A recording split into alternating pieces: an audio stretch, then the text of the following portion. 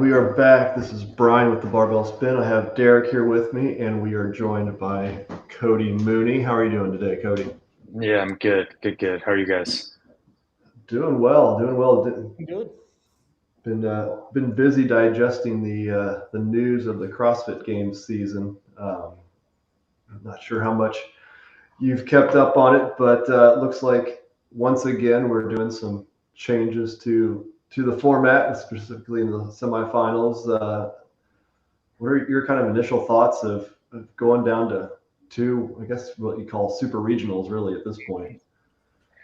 Um, I think that there's always two types of people some will love this because I think that this really gives more of an even playing field for all athletes to kind of be in one space at once and for all the workouts to kind of be controlled. So I think that for an athlete, I think that it's good for most. I do like the fact that you kind of get to be there. It's a bigger space. I mean, when we used to do regionals kind of this way, I always loved it because I think it allowed us to really put our test in. It kind of almost was more of a games kind of feel to it, I think, which was really nice to compete at. And it was like obviously brought you to a higher level.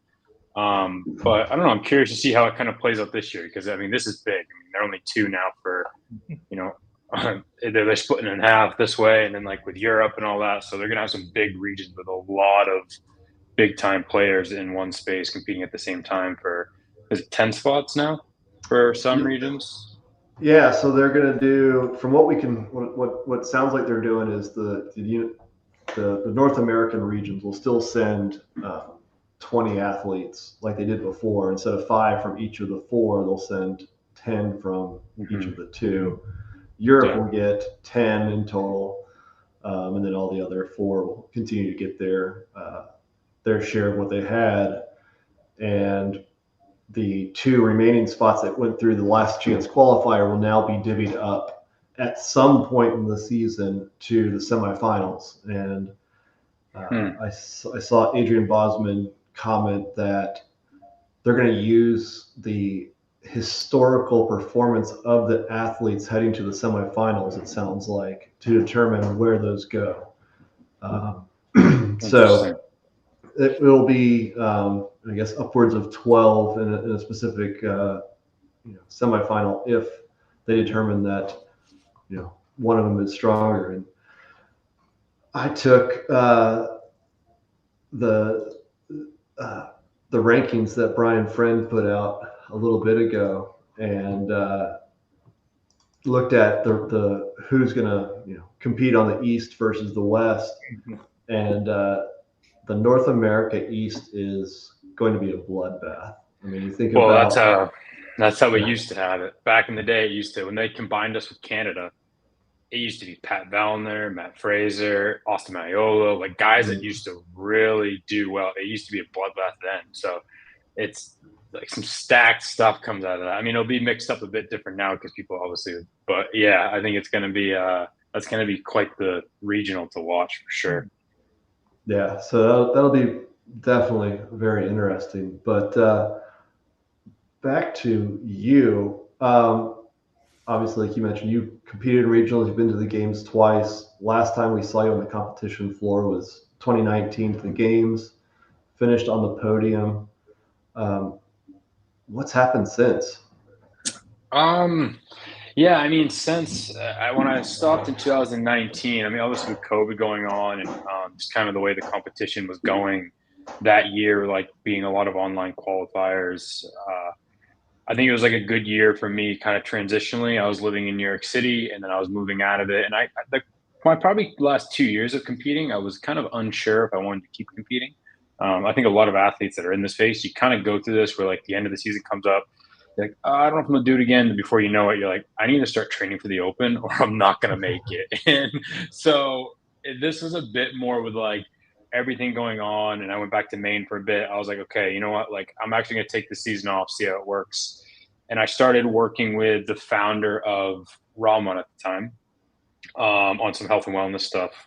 Him and I kind of worked together through a bit, just kind of getting him more healthy in kind of like the holistic way, health and wellness, that's, category of his life. And I started kind of getting like weaved into the company here and there. And then eventually it kind of just grew into a bigger role. So I was like, I could see myself kind of doing this. I was still living in the space. I was still getting to train as much as I wanted to, and kind of the way I wanted to. So then like my role kind of just kept growing in the space, and it was really cool because I was able to bring in, I think, a side to the company that hasn't been brought before, being a coach for a decade, competing for a decade, like just really knowing, I think, at the end of the day, like what people that are, put health and wellness first, or physical activity when it comes to mobility, what will they really need? Or how do we kind of reach all levels of sport and, diversity and all this stuff. So my role there with them grew and grew. And now, probably 2.5 years later, I'm director of performance. So my job is to kind of still navigate where we're going into what content, how does our content interact with, different sports, how is it, where are we going when it comes to which sports we're going to be activating in, which kind of,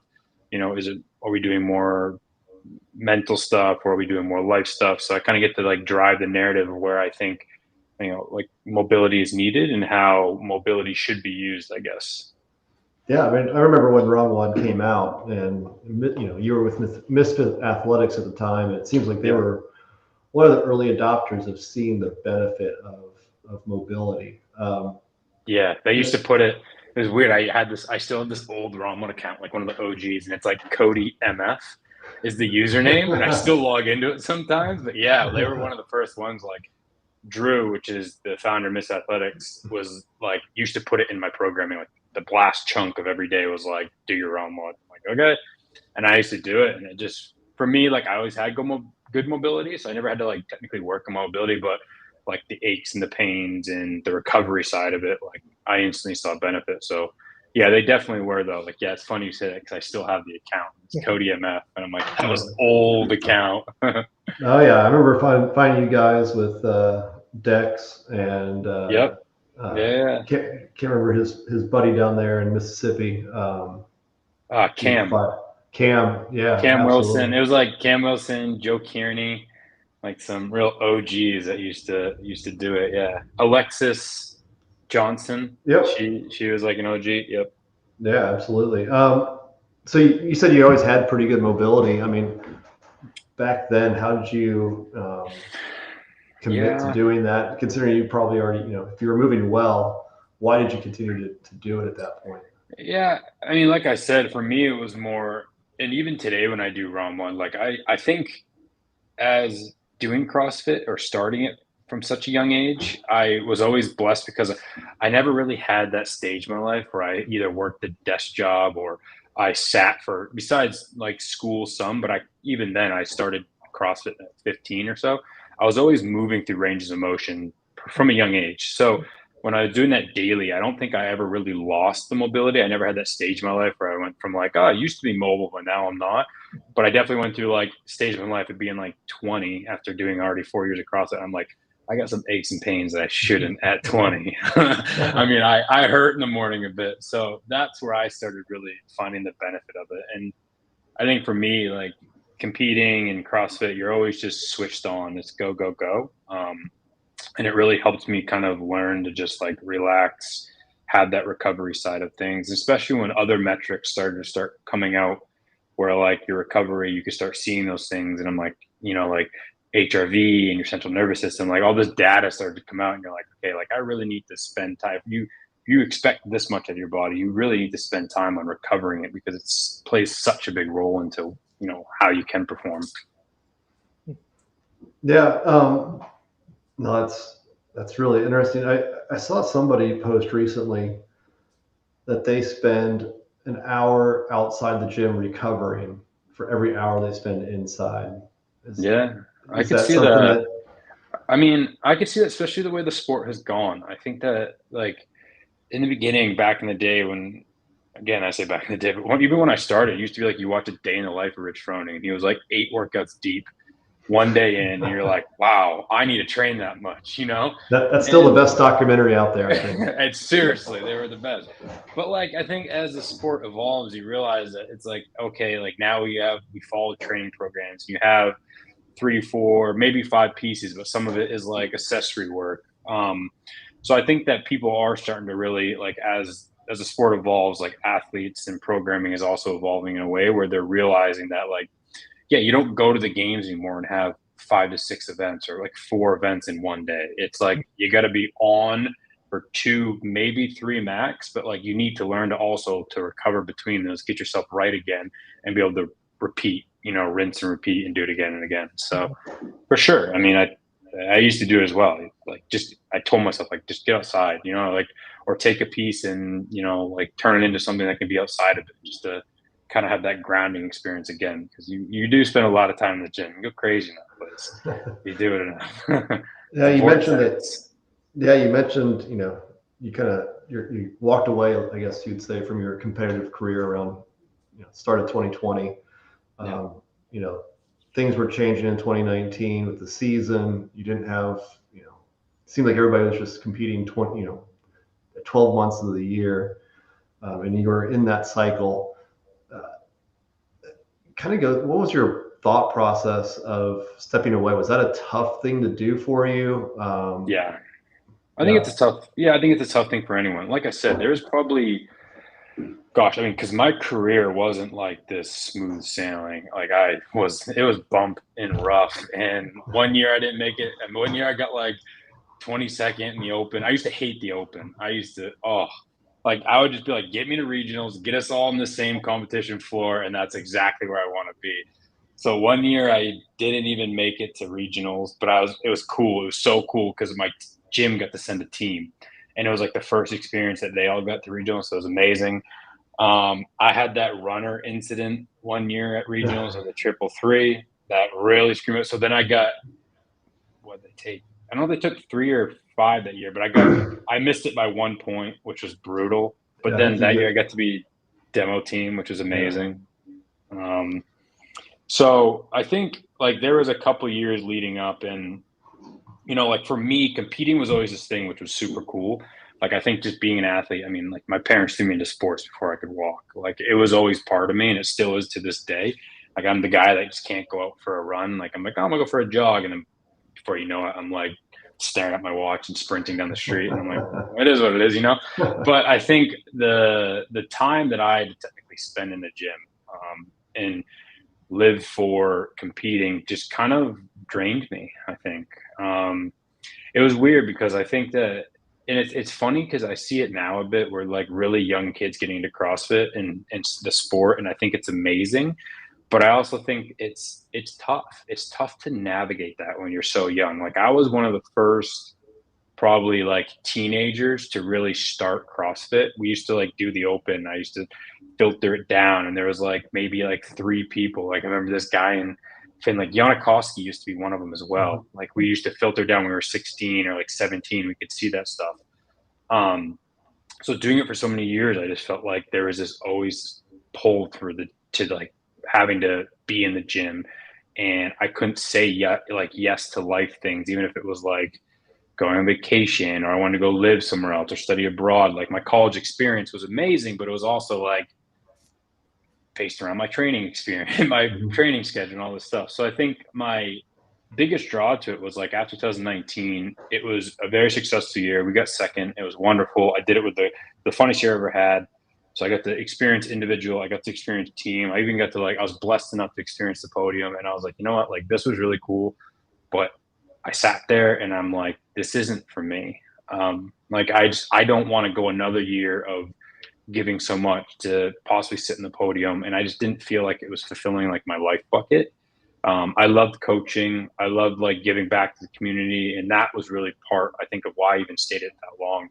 So for me, it was kind of like that year with everything going on in the world. It was probably a decent transition for me to be like, let me try to see, like, what other things I can do in life, and try to, like, just experiment in that and kind of see what that's like. And it was nice. It was refreshing. And it kind of brought me back to loving working out, because I think there was times I was just like, shit, do I want to work out again? Do I want to do this? Do I want to go through another back squat cycle? You know what I mean? Like, do I want to do this? But, like, it allowed me to get back to, like, realizing why I used to work out and why I loved it, and for my mental health, and just, like, being the best me. And I was like, you know what, this feels right. I'm going to stick with this. And Yeah. I mean, do I miss it? Of course. The competitor in me, like I look at it and I'm like, like I'd love to be out there. I see some of those events, like I saw the Capitol event this year. I'm like, gosh, damn, would I love to do that? You know what I mean? But like, I also love what I got going on too. So for sure. Yeah, I definitely want to get into that. You talk about missing, your sole focus is competing, and you're giving up things for years and years in college. Are there anything that stand out of things you missed because of training that you just kind of wish you had been able to go Um, to? well, first off, I was supposed to play college baseball, and I was like 18. I I didn't make it the year before that when I was a senior in high school. I finished like 2 spots behind, but I had a doubleheader in a baseball game on that Saturday of regionals, and I was captain. And my coach was like, "If you make it, you're not going anyways," because he didn't even know what this was yet. So in the following year comes around, I'm like, I'm supposed to play college at University of Southern Maine, and I'm like, fall ball, it's going well. Then I'm like, well, the season is like spring, and baseball season is obviously like we're going to be in season. And I'm like, I went to my coach, and I got to try this CrossFit thing. So I did that. So that was one big thing. But I don't want to necessarily say I missed out on life, and there's things that I missed out on, but it definitely like it was my number one priority for sure. Um, Even just like classes, how my things went. But I don't want to say that even in a negative way, because I think that it also brought me to where I was today. I met the people. It opened up 1,000 doors. Like so many of my friend group now is based out of this, and like I am so blessed and so thankful for all those things. So all the things that it did for me was positive. It never, like fitness and health and wellness and CrossFit never did a negative thing in my life. I just got to a point where I was like, okay, like I actually was okay with the career that I had without winning the CrossFit Games. And I was very just like, I was full. I'm like, I tried individual, I tried demo team, I tried not making it one year, I tried regular team, like I did all these things. I got the full experience. And I'm like, okay, like I'm good with that. Like my career doesn't have to end with like either me going into masters or me blah blah blah and like or me ending up number one on the podium. Like I'm like my career can end here. So yeah. I Let thought it me, was I want Go to, ahead, Derek. yeah, I just want to kind of reverse that question just a bit and ask you, Cody, what are things that you've gained on the other side of not Oh competing? yeah. Of not competing. Yes. Yeah. Or at least So competition, of course. yeah. So obviously like where I am like in pliability now, the job, all that stuff. But it was allowed me to have just experiment things of living in different cities. I lived in London for a bit where I met my wife. We got married like a couple weeks ago, and now we live together in New York City. Just things like that, like I'm getting to, yeah. There you go. Oh, this is amazing. Yeah. So stuff like this, where I'm not saying like when you're competing, you can't be, but I'm at a point now where I had a great time in my life to put really what I wanted to do as like first and all this stuff. And now it just allowed me to have a bit more space in my life to give where I want to and have that flexibility. Yeah, it's amazing. Yeah, it's cool to see. Awesome. Thanks. So, I mean, multiple things, even just like relationships with normal people or like jumping into classes in gym, coaching as a hobby. Like there's still so many of those things that I do now that where I don't think my focus could have been that. Like my focus had to be more serious, and because I wasn't someone that's gonna like half-ass this thing. If I was gonna do it, I was gonna line myself up again, and I'm like, here I go, I'm gonna do it. So, yeah, things like that. Yeah. I thought it was interesting. It is your identity when you're competing for 10 years. And you kind of mentioned that there's so many athletes now that are in that young stage. I mean, you think about Haley Adams and Mal O'Brien, It's Emma crazy. Lawson. It's Um, crazy. and social media is bigger. The sport is bigger. I got to imagine there's a lot of pressure for them to compete at that stage in their life. Yeah, Did you ever feel that? for sure. I did, and I can't even imagine how much they feel because when I was like my first year at regionals, I was 18, I think, going on 19. Or maybe 19 at the time, because I think regionals was like a week after my birthday. So when I was their age, I wasn't doing nothing to what they are. And you do feel pressure. And I think that you just need to understand that, your career is going to be long at that point. There's going to be ups, there's going to be downs, like there's going to be good moments, it's going to be bad, but like all of it is going to be a learning lesson. And it's really hard to see in that time. Like my second year regionals, I was in third all weekend into the last workout. It was 15 muscle ups and a squat clean ladder. And it was the first year we went to a big region in Canada. And I failed the last squat clean in front of everyone. And I fell from third to eighth. All I had to do was hit that squat clean, but I just wasn't that strong then. And like, that was such a learning lesson for me. And I remember going out back and I was so angry. I like broke down crying. And it was just like such a moment. And I was young and all this stuff, but like that built kind of like what my career started to be after that. So they're going to have all those. But I think the biggest advice I could give, because I actually thought of this question the other day, because I saw someone else speaking to someone about this. And I was like, the best advice I could give them is like, really try to lean on other people. Like you even see it with Mal, like with Matt Fraser and like her agent Bijan, like just really good people that are going to help guide her this way, because she's going to experience things being that young, and she's going to feel these pressures, and she's going to have all these things. So if she can build a really good team and trust those people, and they're really, which obviously you can tell from just like the way they are with her, that they have her best interests and they're going to help her in that way. Like it's important to have that, because at a young age, that is a lot of pressure. The few sports are people that doing that well and doing what they're actually doing at that age. I mean, it is pretty crazy to think about. Yeah, you just keep waiting for the Britney Spears moment, or somebody that snaps because they have so much pressure on them. Yeah, there's not pressure there. And then like even in the world we live in now, like what you said with social media and all these other things, it's just like there's pressure everywhere.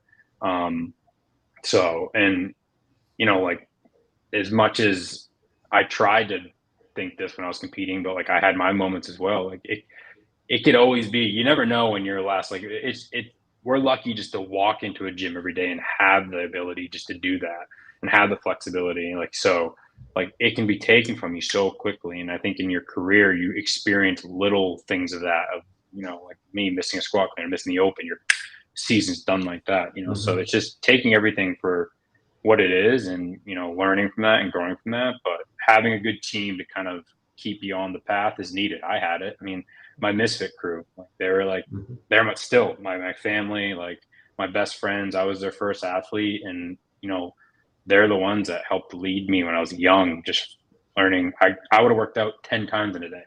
I would have just kept doing it and kept doing it and kept doing it. Like Drew was like, bro, go home, like sleep and eat. I'm like, okay. Yeah. So are you still in Maine these days, or? No, so I live in New York City now. So I moved back to New York City. I went to Maine. I was in Maine for 2 years. Maine will always be part of me. It'll always be home. It's where my family is. But I live in New York City right now. But every time I go up there, I still see that crew. I love those guys. I love what they're doing. I love what they're about. They're just good. Passion, all that, what they put into it. Just they've been doing it for so long, and they're just real people. So like we instantly became like, yeah, he was my coach, but we're also best friends and all that. So yeah. Yeah. So ROMWOD / pliability. You kind of briefly mentioned, how you slowly kind of got integrated into what was then ROMWOD. Yeah. What did you start doing for them, and how has that transitioned to where you are today?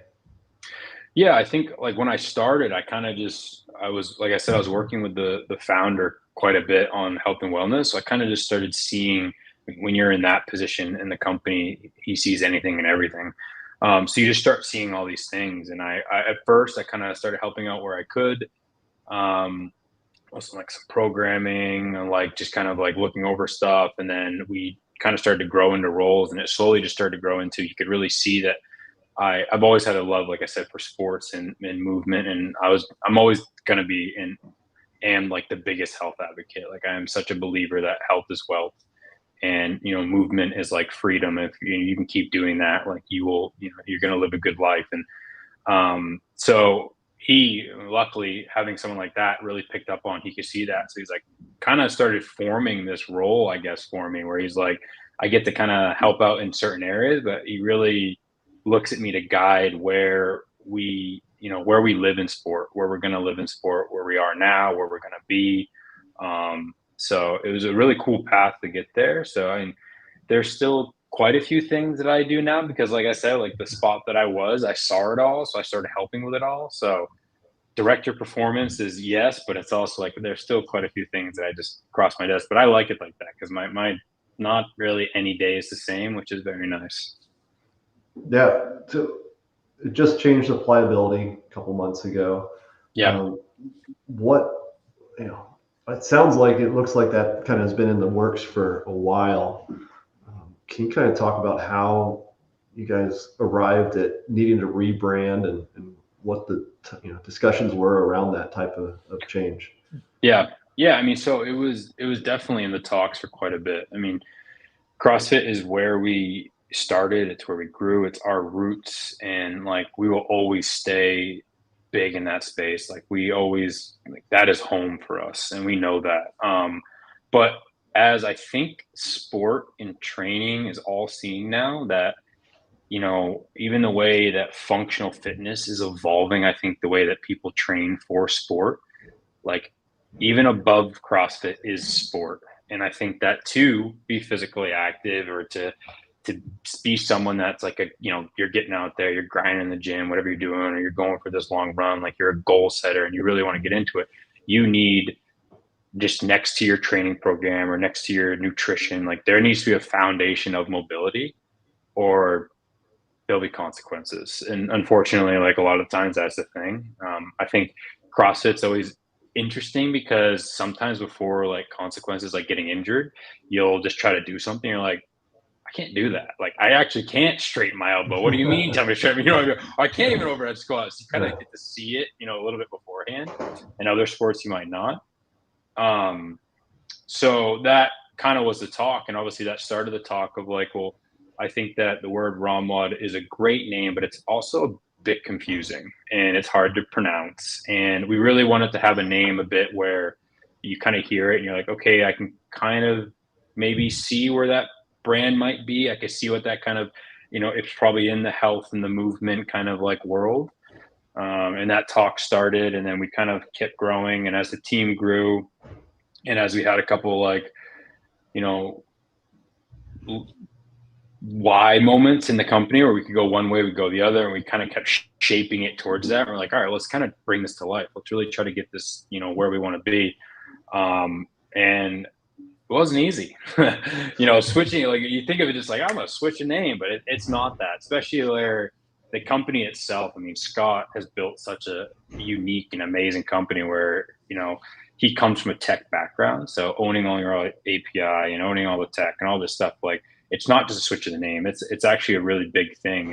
And it's really cool where we're at, but I think the coolest thing for me now, the excitement that I have about it is like the foundation is here.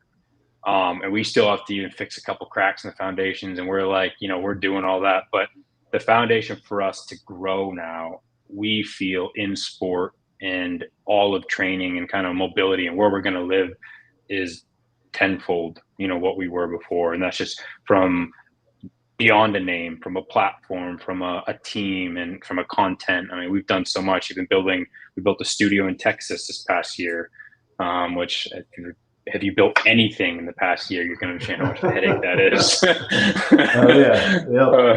Yeah, like 6 texts to a contract. They're like, you're going to call me back? Like, yeah. So no, we're just really excited. I mean, we're excited to have the foundation. We're excited where we're at, but I think it's going to be a really cool, couple of years coming of what we're going to do in mobility and hopefully show people that like mobility needs to be something that is thought about and recovery and, all these things. And hopefully you get there before some, don't, and you get injured and you have to realize to do these things. So yeah, it's cool. Do you have any, future initiatives that you could drop here or at least tease us with? And I mean, I won't share too much, but I definitely can tell you that like even, we will maintain the kind of like yin yoga, the passive stretching approach. That will be our core. That's, where we're rooted and all that, but we will be bringing a lot more to the platform, a lot more corrective, working with some experts on programming in different ways to bring a more unique style of mobility and not just showing that like there's other ways to mobilize. I think that it's this kind of weird thing where people think like mobilization and then they think of stretching. And I think we can kind of start to combine these things and really set the path. And I don't think a world that too many people are, driving the narrative there. We can really start to push some of this, some of the boundaries and kind of try to, bulldoze our way through what we believe should be, kind of like the best platform for all around mobility and stability and flexibility and all these things. So who came up with the term pliability? I think that was Scott, actually. Yeah, one day he brought it to me, and obviously I've heard of the word, and like I think that everyone, when they think about it, they think of like Tom Brady because all the stuff he's doing. And obviously, growing up in New England, I'm like, yeah, I've heard of that. Like, I know Tom, like he's been my guy forever. But yeah, Scott had no idea because he's not much of a football player, but he's like, hey, I just think this word really fits. I'm like, yeah. I'm like when I hear it, like I said, I really understand kind of what the space is going to be and where we're going to be. So he was definitely the one that kind of came up with the name. And I think when we always told the people, it was like, let me sleep on it. And it's like, yeah, it kind of has a good ring to it.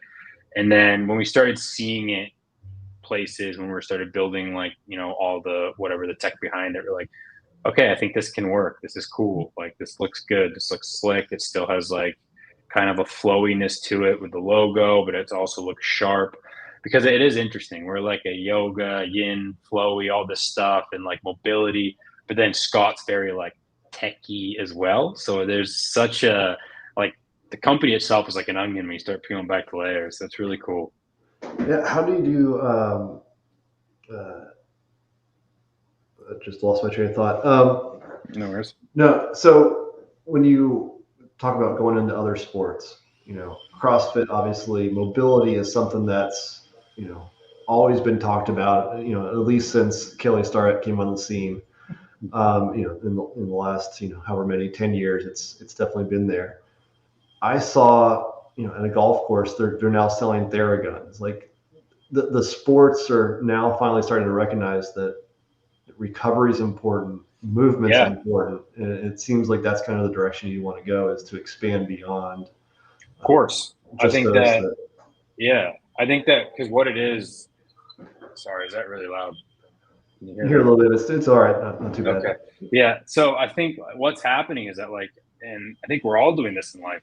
You find things that you love and you want to have longevity, whatever that is. Like no one wants to be at a point in life where there's like, hey, you want to go do this? And you have to say no if you really want to do it. Like, you want to go for a hike?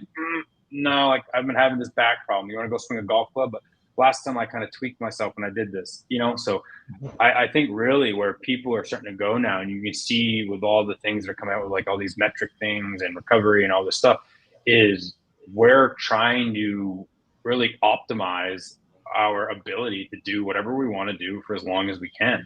And mobility is a huge factor in that. Mobility is going to allow you to have the range of motion to go do something and hopefully not get injured. And that's what I tell people all the time. I'm like, do you need to be able to put your leg behind your head? No, but you need a foundation of mobility and recovery to be able to get up in the day. And if you're someone that's a bit like, yeah, I want to go play golf right now. Yeah, I want to go do this. If you want to do that and have a bit of your like safety blanket that you're not going to get injured, like you need to be focusing on mobility at some level. So I think that's why. I think that's why we're starting to see this kind of transition, because you're right. Like, you see all these things coming into golf and, hyperize in the NBA and all the, like everything here. And it's recovery. It's they just want to be able to keep playing. They want to be able to keep doing what they love. And don't we all? Yeah. What's the plan for getting into something like golf or, baseball, football? Do you have plans to work with athletes like you do for CrossFit? Yeah, we do. We just signed Lee Westwood, which is a golfer to the UK. He's really cool. Him and his wife own like a CrossFit gym over there. So he trains functional fitness. So, obviously anytime we're entering a space, like our main goal is to make sure that whoever we're going with or whatever space we're going into, like it fits our vision and our mission as well. So it's super cool to meet Lee and kind of have that experience. But it's more of like an organic thing, because he kind of was like, yeah, I had the first call with him, and he's like, you know what, my goal for the past 2 years, and he's been doing really well in golf. And he's like, but my goal has not been what I do on the golf course. It's literally been what I do off the golf course, to continually be on the golf course. Like I really started working out. I started my mobility and like taking care of my body, and my game has just been brought to a new level. And I'm like, that is freaking cool. That is the story you want to tell. And I think that that's kind of the entry point to some of these sports. Like we're a privately owned company. We're not bringing in tons of VC firm to start dumping everywhere and all this stuff. Like we'll never be that. And I really believe that it's an organic thing going into it. When you find people to show and use as like kind of like case studies, being this is how this really has made even someone as good as Lee Westwood, you know, as good as Tia, like she still, you know, like these people still use this to even help them be better and recover and be able to keep doing what they do. It's a cool thing to see for sure. Yeah, it seems like that's kind of your path. Is you used to sponsor the CrossFit Games, do a lot more events. Now you're looking at, you know, athletes seem to be kind of the yeah, athletes, community, stuff like that. I mean, we will still have some events. We will still do that. I think in the upcoming season, but like definitely athletes, community, like really showing people the benefit of mobility, but like being able to have that one-on-one kind of interaction and, you know, be able to run them through some of those things for sure. So you mentioned a studio being built in Texas. Is that for the daily videos that you guys are putting out, or things? Yeah, so it's pretty cool. We have 2 big bays. One bay has this like 17-foot cyc wall where we shoot like a lot of stuff with a robot camera. And then in the other bay, we roll the robot camera over, and there's like it's still getting built, so we're still kind of in the process of that. It's been a bit of a headache. It's kind of cool. We're going down with a set designer next week to work on a couple new sets coming up. But what we did is we built some walls and stuff, and we can kind of design some different kind of studio looks. But that's where we can film. We used to film in gyms, and we'll still possibly do some of this stuff, you know, coming down the road. But you can probably see how there's a problem there with scalability, you know, like taking over something you're filming at night, like, geez, I'm trying to stay awake, trying to beat the 6 a.m. class. So yeah, that was one of the things that we did when we were like, okay, if we're going to do this, we need a studio, and our media team is down there. They all kind of live in the same area. So we're like, first, it does not make sense to get any big space in New York City. Second, like it makes sense to have a space where they can go turn on a light switch and get some of that stuff done. So most of us that do pliability, you know, we're used to the 17 to 21 minute or the 45 minutes on Thursday, which is pure torture. That's rough. If you want to get that feedback, you know, up the chain, it's just pure torture. Yeah, I will. But I'm curious, how long does it take you guys to film what ends up being a 20-minute segment that we get on the kind of as the end user?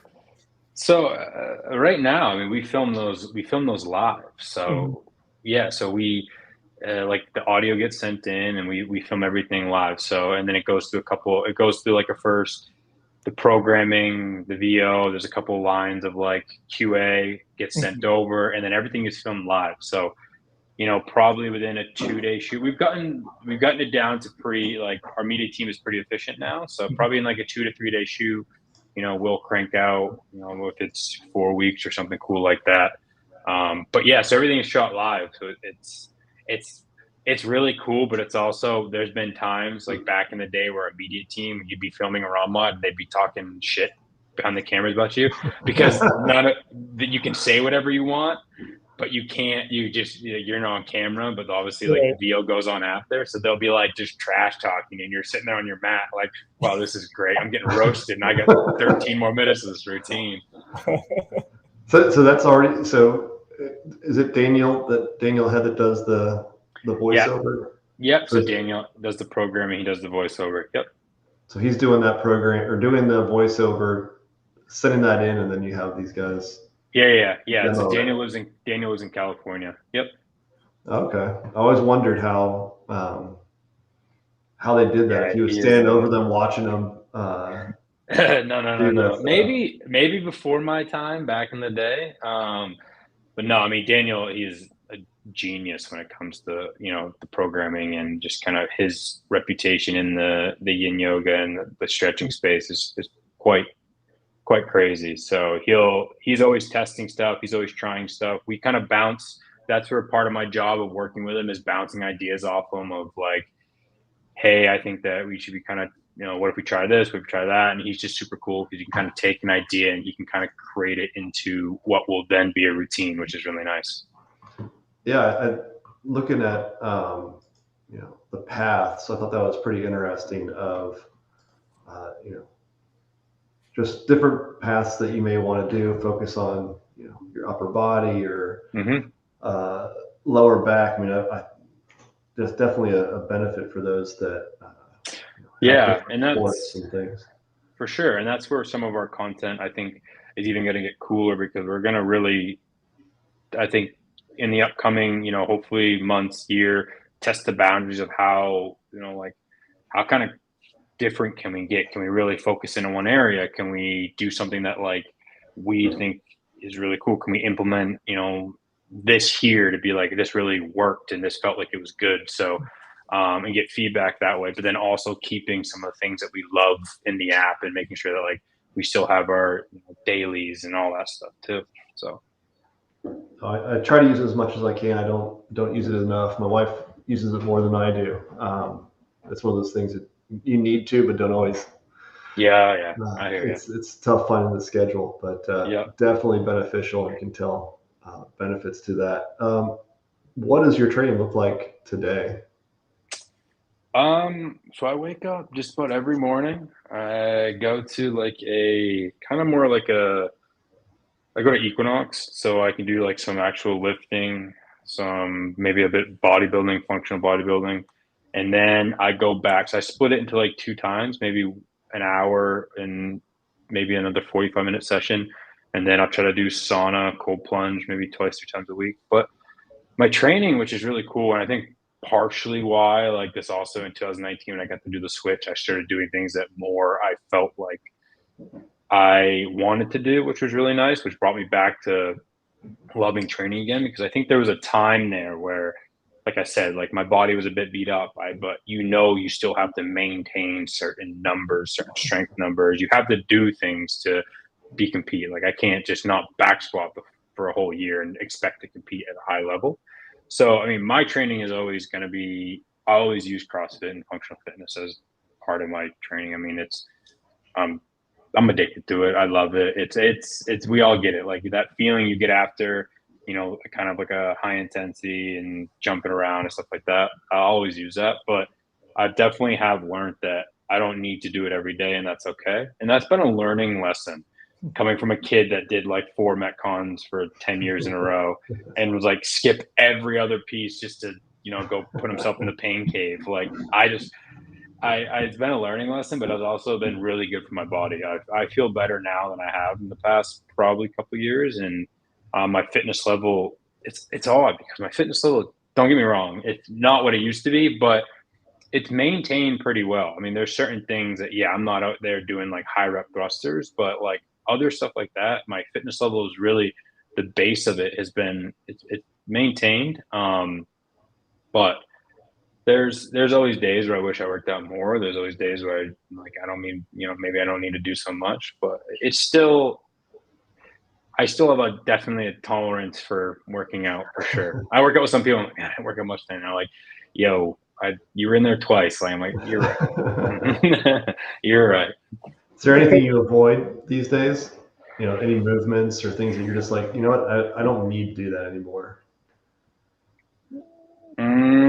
Yeah, high rep squatting. I'm a taller guy. So I think that, but you know what I did find? There's a gym here.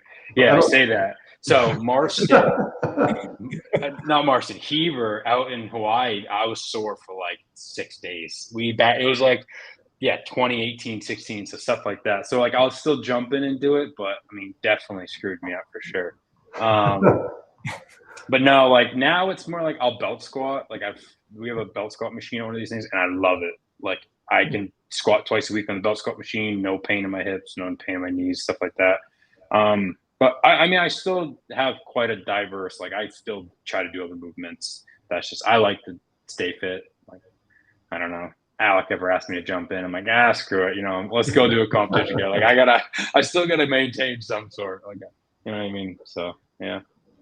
You touched on it a little bit with, sauna, cold plunge, but I'm interested in kind of what your recovery regimen looks like outside of pliability.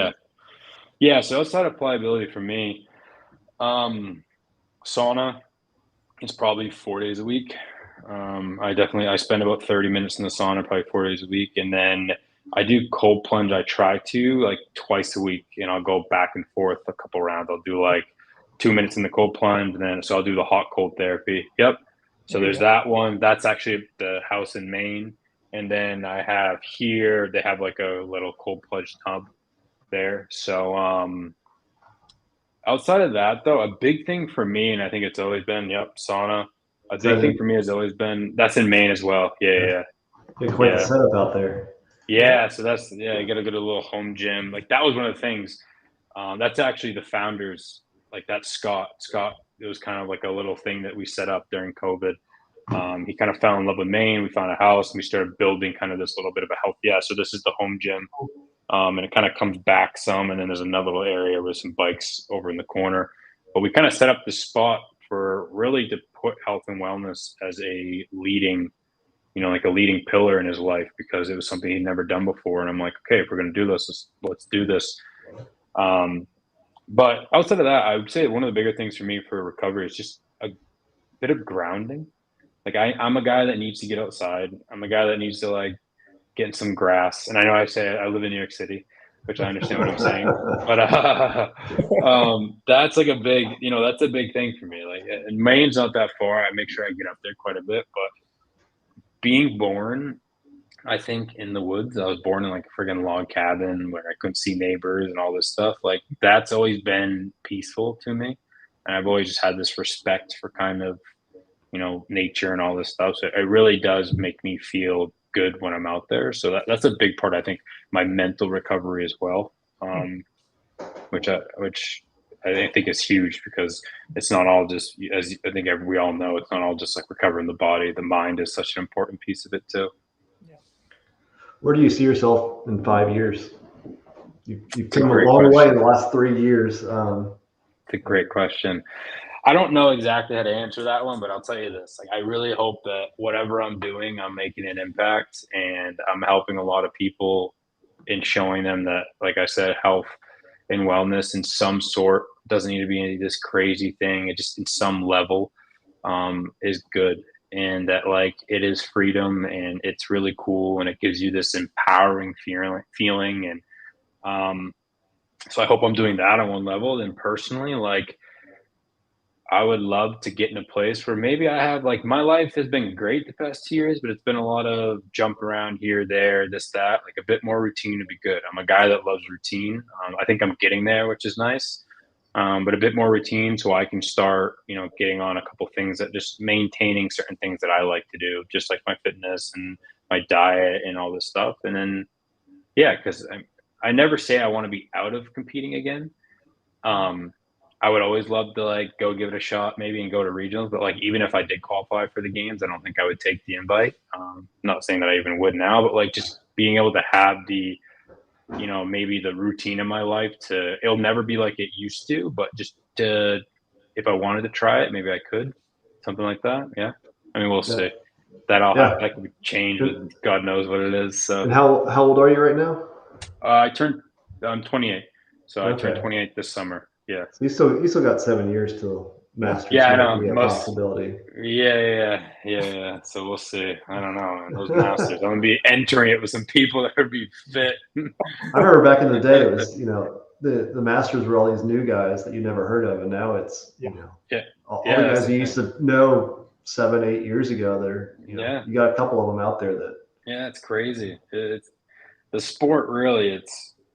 I don't think people give CrossFit enough credit for actually what some of the people do inside of the sport. I think it's pretty remarkable. I mean, not taken away from any other sport or anything else that happens, but when you have people snatching what they do, then running what they do, and doing these gymnastics. And it's just like, damn, and swimming and all this stuff. I'm like, you could really take some of these people and put them in whatever you want to put them in, and they're going to do okay. Will they win? No, but they're definitely not going to come in last. And you can do that across many different things, which is really cool to see. And then just the masters athletes alone. I mean, you see these 60-year-olds doing muscle ups and swimming, and I mean, it's wild. It's changed the perspective on a lot of things when it comes to like longevity and all that stuff, which is just really cool to see. Yeah. And then pliability can help fit in with all of that. So even better. Yeah. It's part of it. Well, I appreciate it, man. I don't have anything else. Derek, do you have any other questions? This has been great, man. Thank you. No, thank you guys. It's been wonderful. Yeah, it's been super cool, and I appreciate it. And thanks for having me on. Yeah, good luck with pliability, and thank you. Can't wait to see that kind of grow into other sports, and who knows, I'll see it on a TV in a pro shop at a golf course soon. Let's just see as many people we can get doing it. Well, awesome. Thanks, guys. Appreciate it. All right, have a good one there, Cody. Yeah, you too.